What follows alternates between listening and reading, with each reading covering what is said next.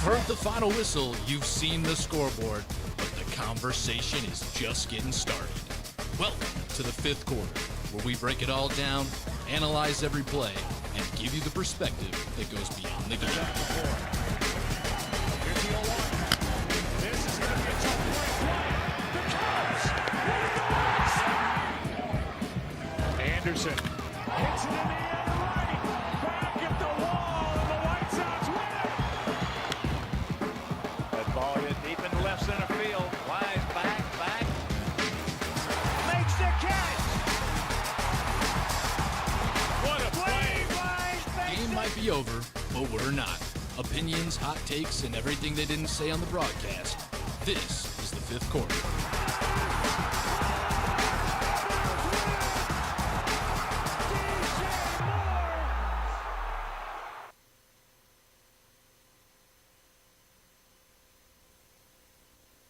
Welcome in, everybody, to the fifth quarter. I am your host, Andrew DeBruycker, bringing your local radio station out of Sportstown, Chicago, into a video format, as we here at Illinois Media School love to do so very much. It's been a big challenge for me moving into this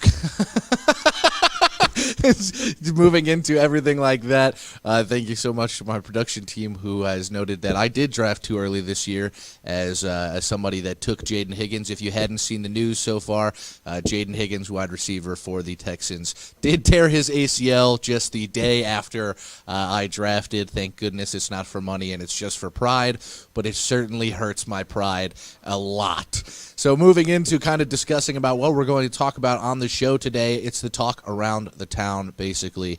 It is the Cubs and the White Sox Crosstown Classic Series. Both games have been super close. I, as a White Sox fan, have been bought in through every step of the way. And then we have a new segment here on the fifth quarter that we're going to get to in our third segment there, where we're going to kind of go behind the scenes, talk to somebody that a lot of you on the fifth quarter are very aware of if you listen on audio and different things like that.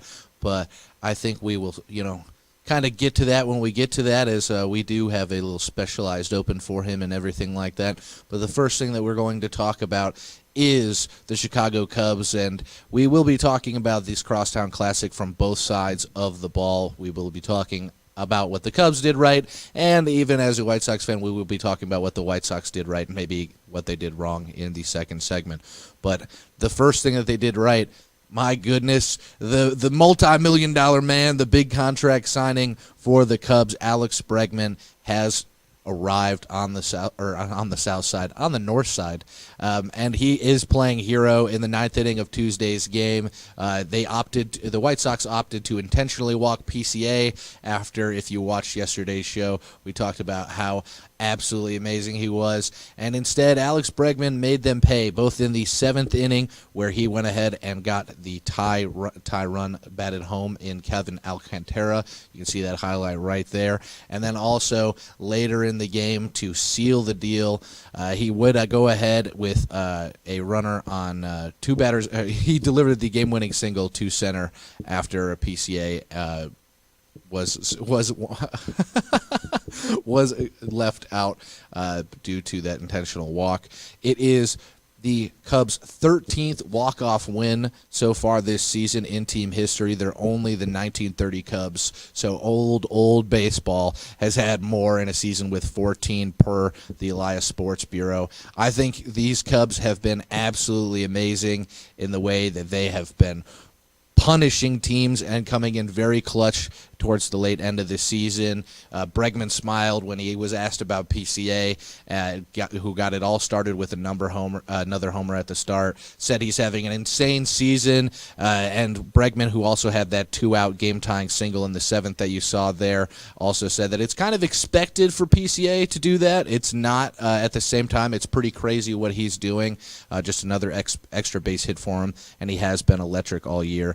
Unbelievable. Those were the words of Alex Bregman there, as to talking about his teammate PCA, who obviously made it a little easier to put Alex Bregman in that winning position for the Cubs. This was the big contract signing for the Cubs in the offseason, and I have heard, living around here in the city of Chicago, about how hard it has been to root for Alex Bregman across the season. A lot of people thought he would come over and light the world on fire. Definitely been having one of his down years and is a notorious slow starter, but we're 40 games away from the end of the season. This is no longer a slow start for anybody.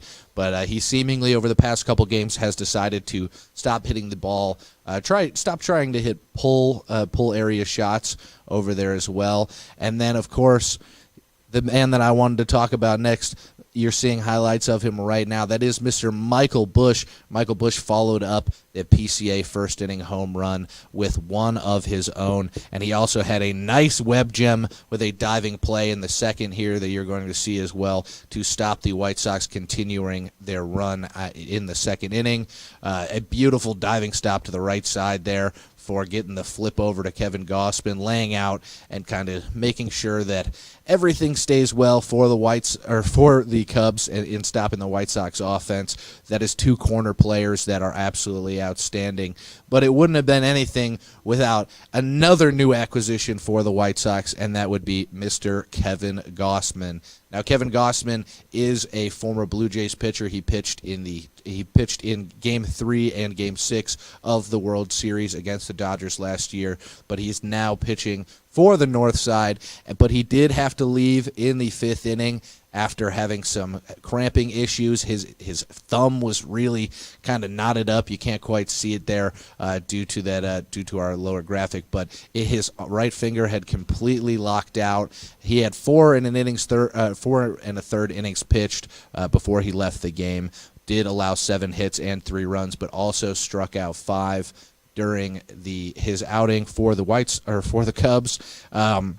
He was visited earlier in the game before he officially got pulled, and here we'll show it to you again just so you can go ahead and see his thumb there, and that is exactly what I'm talking about, completely locked up on his non-throwing hand. So hopes everything is all good. They did bring him out, the typical, if you've played sports before, sometimes it's a mustard packet, sometimes it's pickle juice, anything to go ahead and make sure that those cramps leave instantly. I don't know what tiny packet they had, if it's more of a specialized thing than just what we used to get within the actual, sidelines.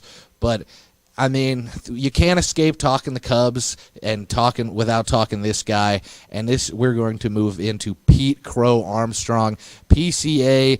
I mean, according to Elias Sports Group that I did mention earlier, who gave us the earlier stat about the Cubs, Pete Crow Armstrong's performance on Monday put him alongside Chris Young, Ian Kinsler, Reed Johnson, and Darren Erstad, and Vic Power as the only players with a leadoff and a walk-off homer in the same game on Monday in that 7-5 victory over the White Sox. And he ended things with a 2-run walk-off homer in the 10th after he homered in that first pitch of the game early on. He finished the evening with 4 hits, 1 walk, a stolen base to keep adding on to that MVP case. And last night was absolutely no different. Became the 13th player with a leadoff homer in the next game after hitting a walk-off shot as well since at least 1900. Went 5 for 8 with 3 homers, 3 walks, barely striking out, and this is the second time in the season that Pete Crow Armstrong has led off with homers in back-to-back game. Also did this in June as well, per MLB.com's Sarah Lang. Brady Anderson boasts the record with leadoff homers in 4 straight games, and Ronald Acuna and Alex Verdugo are also mentioned there as well, and Pete Crow Armstrong could join that list tonight on Wednesday. Now, that blast came off of a 4-seamer from lefty Brian Hudson and gave Pete Crow Armstrong 31 home runs on the season. Kind of with his 2-run homer on Monday night, he became the first Cubs center fielder and Cubs player to record back-to-back 30-30 seasons. That is 30 home runs, 30 stolen bases in consecutive seasons. Craig Counsell keeps pointing out his perspective on how much Pete Crow's mind is doing so much better ahead of and after ahead of Tuesday's performance and after Monday's performance as well. Pete Crow homered in the 3rd inning on Sunday, which kind of broke him free from a small slump before he came in entered in playing against the Crosstown Classics, and he did do T-work and flip drills to get kind of the visual of launching things inside of the friendly confines of Wrigley Field, and it's certainly paid off. He said that he has had a lot of conversations with many Cubs players about perspective and how he kind of had to remind himself that a week of not so good baseball and is not exactly prone to him. Now, thank you so much for tuning into the fifth quarter, but when we come back, we will be discussing the opposite side of this sad win. We will get a little more sad, as I am a White Sox fan, and I will have to talk White Sox ball and what happened and necessarily what went wrong right here on the fifth quarter. We all have our journeys that we cannot shy away from.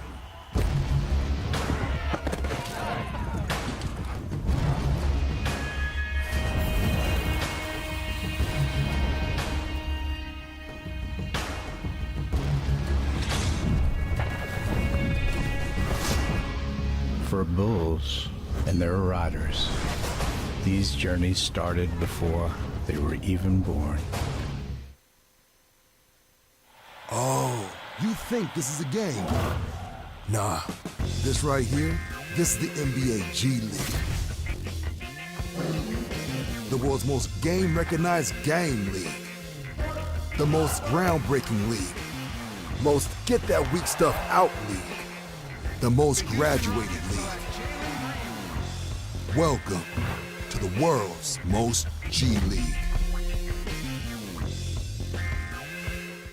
NBAstore.com, the official online store of the NBA, and the world's largest selection of officially licensed NBA fan gear. With unique designs by Fanatics, Nike, and all the latest styles for every NBA team, plus one-of-a-kind products and authentic collectibles. Shop now and get today's special offer. NBAstore.com, a Fanatics experience. Prepare to experience an adrenaline shot of raw excitement like never before. The Professional Bull Riders Teams Championship is coming to Las Vegas. The world's top bull riders are teaming up and going head-to-head for the ultimate title of champions. October 20th through 22nd at T-Mobile Arena. Get your tickets now at AXS.com. Be a part of history and witness one team walk away with it all.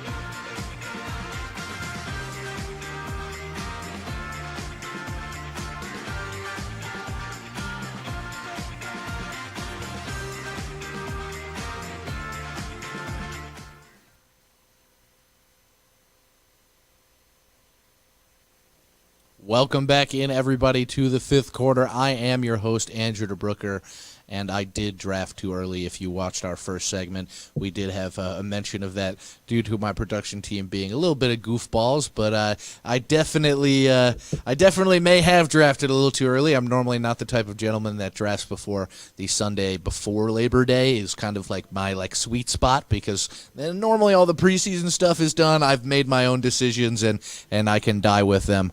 But moving on into our second segment, we will be talking more about the Crosstown Classic. This side, less of the winner side and more of the loser side, which does hurt my soul a little bit as a White Sox fan. but this will be a White Sox, a more White Sox-centered side on how exactly they may have been able to do better. But first, we're going to focus on some positives, some good things that happened during yesterday's game for the Chicago White Sox. The first one being the almighty Southside Samurai strikes again, hitting a homer off of the big board. Munetaka Murakami absolutely demolished a baseball and kicked it all the way into the left center field sign. They went ahead and replayed that thing about 8 different times just to make sure. Oh my God, did he really hit it that far? Did he really knock it off of the bottom of the actual scoreboard out there?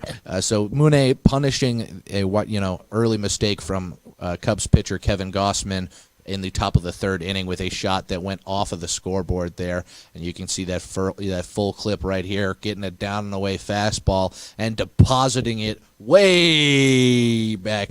Yeah, just getting an opposite field homer, truly showing his power, which was one of the first English words that he said that he learned, which I think is absolutely fantastic. Walking it around, a little bat flip.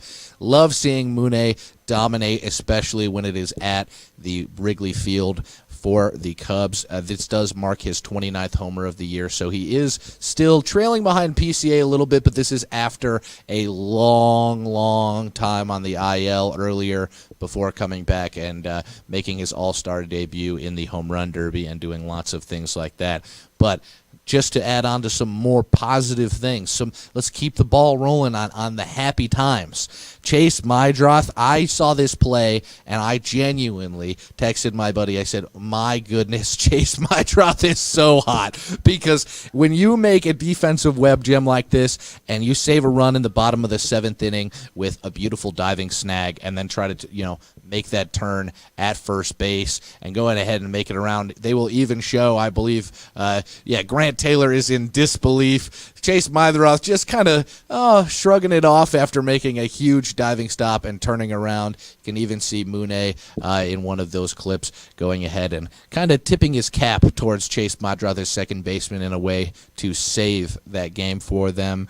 But kind of the player of the game, because we have to give one out, even though it's tough giving a player of the game out when when your team loses, will be Colson Montgomery. Colson Montgomery continued his resurgence over the past few games. He continued with a 3 out of 4 day against the Cubs, three separate hits, including a double that he kind of sneaked right under PCA's glove there and went ahead and decided to charge. They did go ahead and change that to an error, but I like to imagine it was hit hard enough to just necessarily be a double in the first place. And you see right there, you don't expect that from a kind of gold glove, platinum glove, honestly, if there's a level higher caliber of defender from PCA there. So interesting to see that he would make a mistake like that and allow Colson to get that run. But against the Cubs, and then including as well the past 3 games, Colson is 6 for 12 with 2 doubles and 3 RBIs. Good to see him finally coming alive, as he was 13 for 60. That is including the last 3 games that he had those 6 hits. So very, very tough to kind of have a good August for Colson, but seemingly coming along right when the White Sox need him towards the very end. But this is a guy that I wouldn't think I'd be talking about.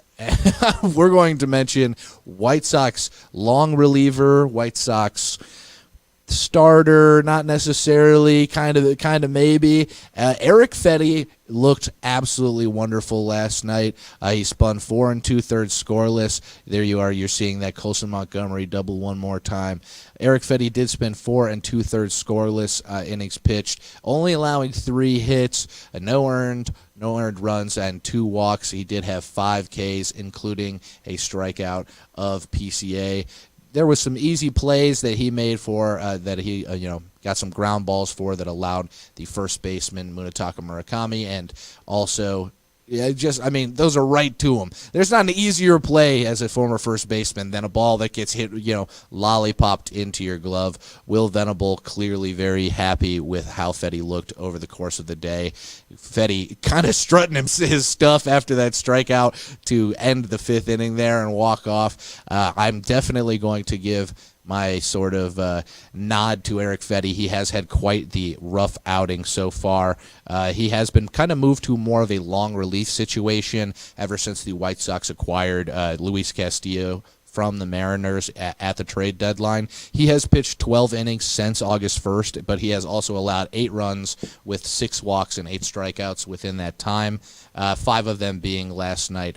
But I think we will move into looking ahead for the White Sox-Cubs series, and that would be kind of towards tonight, and hopefully where the White Sox can go ahead and make their mark and get their first sort of win in this Crosstown sort of series. On the left there, that is Sean Newcomb for the White Sox, 2.51 ERA with 64 Ks, 1 and 3 win-loss record over the course of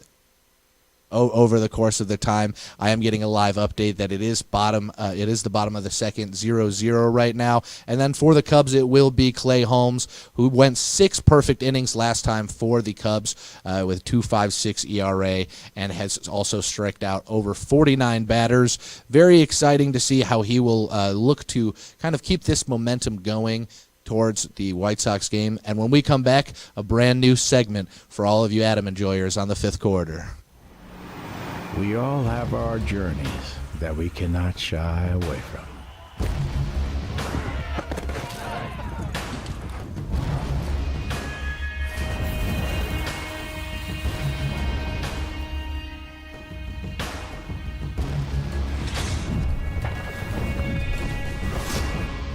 For bulls and their riders, these journeys started before they were even born. Oh, you think this is a game? Nah, this right here, this is the NBA G League. The world's most game-recognized game league. The most groundbreaking league. Most get-that-weak stuff out league. The most graduated league. Welcome to the world's most G League. NBAstore.com, the official online store of the NBA, and the world's largest selection of officially licensed NBA fan gear. With unique designs by Fanatics, Nike, and all the latest styles for every NBA team, plus one-of-a-kind products and authentic collectibles. Shop now and get today's special offer. NBAstore.com, a Fanatics experience. Prepare to experience an adrenaline shot of raw excitement like never before. The Professional Bull Riders Teams Championship is coming to Las Vegas. The world's top bull riders are teaming up and going head-to-head for the ultimate title of champions. October 20th through 22nd at T-Mobile Arena. Get your tickets now at AXS.com. Be a part of history and witness one team walk away with it all.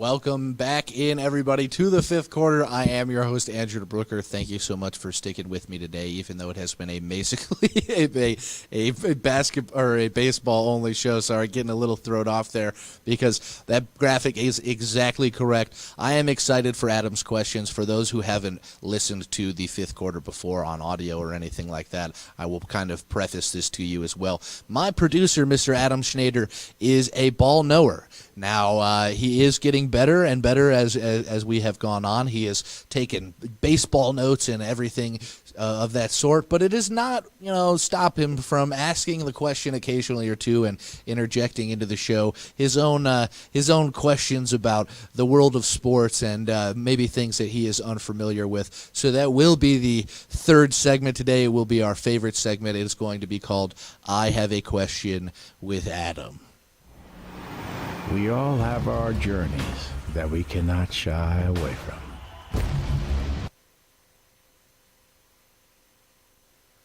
I have a question. Questions? I have a question. I have a question. I have a question. I have a question. I have a question.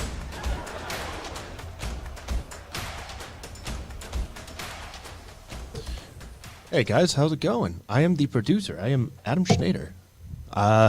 I'm in the back, and none of you guys can see me, but you guys see me on the fifth quarter over in Sportstown, Chicago. And yes, I do got a couple of questions to ask you, Drew. I'm ready for all of the questions that you have to ask me. I'm always so excited to hear. I had probably some of the most fun doing the MLB trade deadline winners and losers with you, just that was fun. Based off of your questions that you were able to ask me. And I thought this would be a fun way when there's not many localized sports to definitely kind of just pick your brain on what exactly you're thinking for this kind of it just in the sports world. I didn't give you any parameters on what to talk about or anything to kind of block off. No, you didn't. But yeah, I'm very excited to hear what you have to give for us. So go ahead and rip right into question one, my man. I'm ready. All right, question one. Since the trade deadline has passed, we're a couple weeks away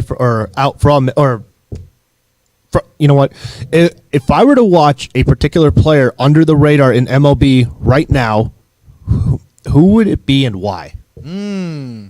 Under the radar. So I think there's plenty of players that you could definitely point to, but I think I will give you one AL and I will give you one NL. I think that haven't quite got as much shine so far this year. The first one in the NL would be, I believe, the man that should be winning the NL Rookie of the Year. That would be J.J. Weatherholt, who is a member of the St. Louis Cardinals. He plays second base for them. He has, I believe, almost 20 homers already this year. He's a gold-gloved caliber defender, does a fantastic job playing in between Mason Wynn and kind of having cemented that Cardinals middle infield for what will be going on as many years forward as he has just does such a great job. There's lots of people that will point at him and say, well, okay, how much can you really put into defensive war at second base and different things like that, where it's like let's just understand that this guy is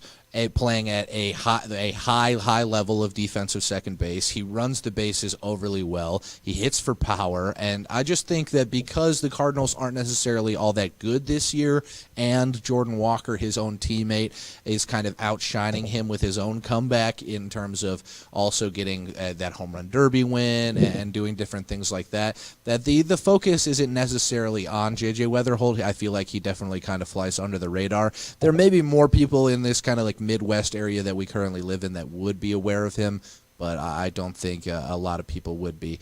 And then on the opposite side in the AL, another kind of under the radar rookie that I don't think a lot of people are paying attention to, just kind of because the team is very bad. That will be shortstop Kevin McGonigal. For the Detroit Tigers, who will probably also win AL Rookie of the Year. I know I'm offering you rookies of the year or and those kind of candidates, and you may be like, well, that's not necessarily under the radar. Cliché picks, basically. I don't I think that they're under the radar in terms of both of those teams aren't going to be playing playoff baseball. I mean, if the Tigers end up doing it, it'll be a miracle.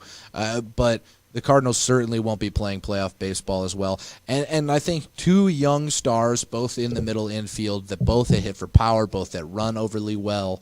I think those are kind of the players that people should be interested in, that still have that like excitement. I feel like people look for like that wham, in baseball. People often call it boring, but I think those two young guys are doing their best to really make it very exciting.